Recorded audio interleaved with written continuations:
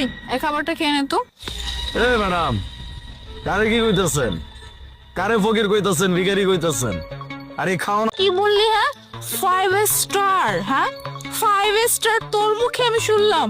ও মাই god, seriously একটা রাস্তার ভিক শুরু করছিস তাই না? হ্যাঁ মুখে যা আসছে তাই বের করে দিচ্ছিস, বাট এটা জানিস না যে 5 স্টার হোটেলের তুই গেটের সামনে যাওয়ার যোগ্যতা রাখিস না খাইতে। তার থেকে বরং আমি যে খাবারটা দিচ্ছি খাবারটা খেয়ে নে ধর। 5 স্টার হোটেল কি এটা আমি খুব ভালো করে জানি, আমি ওই জায়গায় বহুবার গেছি। আরে বাবা তুই হ্যাঁ তুই যেখানে বসিস সেখানে বিল হয়ে যায় 10 থেকে 15,000 টাকায়। ভিখারির বাচ্চা ভিখারি। হ্যাঁ তোর পুরো শরীর ঝালটা তো মনে ছি। তোর ড্রেস আপ দেখ, হ্যাঁ একটা লুঙ্গি পরা আর জুতা জুতা দেখে তো মনে হয় বিগত 2 বছর ধরে এক জুতায় পরে আছি। আপনি আমার কাপড় চোপড় দেখলেন, আমার স্যান্ডেল দেখলেন, আমার মাথায় গামছা দেখলেন, আমার শার্টের দাম কইলেন, সবকিছুই দেখলেন। আমি এগুলা কেন পইরা আছি এটা না। আমি রাস্তার কোনো ফকির না। আল্লাহর রহমতে আমার কাছে টাকা পয়সা বাড়ি গাড়ি কোনো কিছুর অভাব নাই। শুধু শুধু আমার লগে গেছেন না, আমার কারো এই খাওয়ানটা প্রয়োজন তাকে গিয়া দেন, আমারে কেন দিতেছেন? আমি যে বারবার কইতাছি এই খাওয়ান আমার লাগবো না, আপনি কি কথা বুঝছেন না? যান। আমি না আজকে ভাঙার এই ব্যবসা করে কে কোটি কোটি টাকার মালিক হইতে পারে? হ্যাঁ তুই যে আমার সঙ্গে ভাব নিতেছিস, হ্যাঁ তোর কয় টাকা আছে রে যে তুই বললি আমাকে টাকা দিয়ে আমাকে খাম? আমার তো খাওয়া লাগবো না, আমার খাওয়ানোর কোনো অভাব নাই। জাগো খাওয়ানোর অভাব আছে, খাবার পাইতাছে না, যদি খাওয়ানোর ইচ্ছা থাকে তাহলে তাগো গিয়ে। এখানে যে খাবারটা ছিল এই খাবারটা কত দামি একটা খাবার, ওটা তো আমি খেতে পারিনি, ভাবছি ডাস্টবিনে ফেলে দেবো। তাই তোকে আমি দেখছি, ভাবছি এক কাজ করি যাই। হ্যাঁ তুই সব মুখ দিয়ে বুলি ছাড়বি আর আমি বিশ্বাস করে নিব। শোন তোর 7 জন্মেও না তুই কোটিপতি হইতে পারবি না জানিস, কারণ তুই চেহারায় স্পিনেই বোনাস। আমি জানি এটা আপনাদের কাছে অবিশ্বাস্য শোনাতে পারে। ভাগ্য পরীক্ষা করুন, ঘুরিয়ে দিন স্পিন আর জিতে নিন রিয়েল প্রাইস।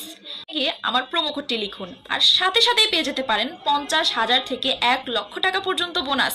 শুধু এখানেই শেষ নয়, চলছে ইনফিল্ড বাইক। তাই দেরি না করে এক্ষুনি শুরু করুন আর জিতে নিন অনেক অনেক উপহার। লিংক পিন করা আছে আমার কমেন্ট বক্সে। ওরে বাবা, আপনার লোক এত গেজানোর সময় নাই আমার। কি কি কি বললি তুই? হ্যাঁ বিল্ডিং কিনবি? ডিরেক্ট বিল্ডিং এ চলে গেছিস রে। বিল্ডিং কি খেলনা? হ্যাঁ খেলনা যে চাইলাম কিনে ফেললাম। হ্যাঁ বিল্ডিং কিনে ফকির জানি কোথাকার। তুই এখানে কি করতেছস? ভাইয়া আমি এখানে কেন সেটা পরে বলছি, আগে তুমি ভিখারিটাকে ভাইজান কেন বললা? আমার সালাম ও চালিফ স্যার, মানে আমাদের যে বিল্ডিং এ থাকে বিল্ডিং কিনতে আসছে, ইভেন আমাদের ফ্ল্যাটটা পর্যন্ত উনি কিনবে। কিন্তু স্যার আপনি এখানে আর আইসা আমার খাওয়ান সপ্তাহ আছে। আমি যে বারবার হ্যারে কইতাছি যে এই খাওয়ান আমার কোনো দরকার নাই, আমার খাওয়ার কোনো অভাব নাই। আপনার যদি খাওয়ান খাওয়াইতে হয় শোনেন, আমার কাছে টাকা আছে। আমি যেই কামের কথা আপনারা কইছি আমি এই কাম করতে এই জায়গায় আছি। এই যে ওনার সাথে আমার কাম। আপনার ছোট বোন ভালোই, বোনরে কিন্তু শিক্ষা দিতে পারেন নাই। মানুষের যা ইচ্ছা তাই বলে অপমান করে। যাই হোক, এর ভিতরে 20 কোটি টাকা আছে।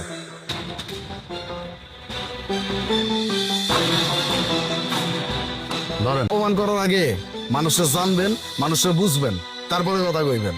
মানুষের পোশাক দেখে মানুষের বিচার করতেছেন, আমার পোশাক এরকম দেখে কি আমি? শিক্ষা দীক্ষার অভাব আছে। এই ভাই যান, নিজের বোনদের শিক্ষা দিয়েন।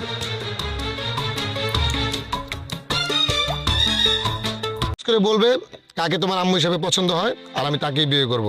আর আমি তোমাকে পরিচয় করিয়ে দিচ্ছি, এ হচ্ছে দোলা, এ হচ্ছে আমার অফিসের সাহায্য করেছে এবং করে, আর আমিও তাকে অনেক পছন্দ করি, সে আমাকে অনেক পছন্দ করে।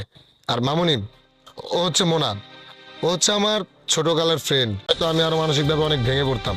এখন আমি তো কনফিউজ মামুনি, আমি কাকে আমার লাইফ পার্টনার বানাবো, কাকে তোমার মা বানাবো, এটা নিয়ে আমি পুরোপুরি। এই তমা, তুমি এটা কি ধরনের কাজ করলে? তুমি এটা তার গায়ে ছুড়ে করিনি। তুমি ওকে বকাঝকা করো না প্লিজ। সরি বলো, সরি বলো আন্টিকে। Sorry aunty. ইটস ওকে মামনি, এই নাও। বড়দের সাথে কিভাবে আচরণ করতে এটাও জানো না? তুমি যে আমার শরীরের উপরে এই বক্সটা মারলে আমি যদি ব্যথা পেতাম, হ্যাঁ এটা কোন ধরনের অসভ্য? থাক, আর রাগারাগি করতে হবে না। আমার মেয়ের খারাপ ব্যবহারের জন্য আমি তোমাদের দুজনের কাছেই সরি বলতেছি, আর আমার মেয়ের সাথে একটু কথা বলে আসতেছি। মামনি আসো, বসো মামনি। আচ্ছা মামনি, তুমি আমাকে একটা কথা বলো, এটা কি ঠিক হলো?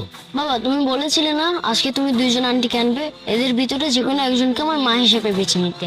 হ্যাঁ, আমি তো দুজন বেয়াদব বলবে, তুমি তাদের গায়ে গিফট বক্সটা ছুঁড়ে মারতে গেলে কেন? বাবা আমি তো ওনাদের গায়ে বক্স ছুঁড়ে মেরে খেলে ওনাদেরকে পরীক্ষা করেছি। পরীক্ষা করেছি? এবার আমি বুঝতে পেরেছি তুমি আসলে পরীক্ষাটা কিভাবে নিয়েছো। মানে তুমি গিফট বক্সটা ছুঁড়ে মেরে দেখলে যে কে তোমার সাথে কিরকম ব্যবহার করে, তাই তো? দোলা তো তোমার সাথে ভালো ব্যবহার করছে, আর মোনা তো তোমার সাথে ভালো ব্যবহার করেনি, সে তোমাকে মারতে পর্যন্ত চাইছে, চিল্লাচিল্লি করছে। সিলেক্ট হয়েছে মুনা আন্টি। কি? মোনা কিভাবে সিলেক্ট হয়? মোনা তো তোমাকে মারতে চাইলো, তোমার সাথে খারাপ ব্যবহার করলো। আর দোলা দোলা বাবা, দোলা আন্টি যেটা করছে সেটা খালি লোক দেখানো। এমনও তো হতে পারে তুমি অফিসে চলে গেলে দোলা আন্টি আমাকে দিয়ে যাচ্ছে তাই কাজ করালো, আমার বড়দের সাথে কিভাবে কথা বলতে হয়, কিভাবে সম্মান দিতে হয়, আমাকে শাসন করতে, এমনকি আমাকে মারতেও আসতো আমার মা। ওনাকে তোমার পছন্দ, তাই তো? ওকে ফাইন, ঠিক আছে, চলো তাহলে। মোনা, দোলা, আমি আপ করা হয়ে গেছে, আর সে মা হচ্ছে মোনা। হোয়াট? মুনাকে মানে? সাদা তুমি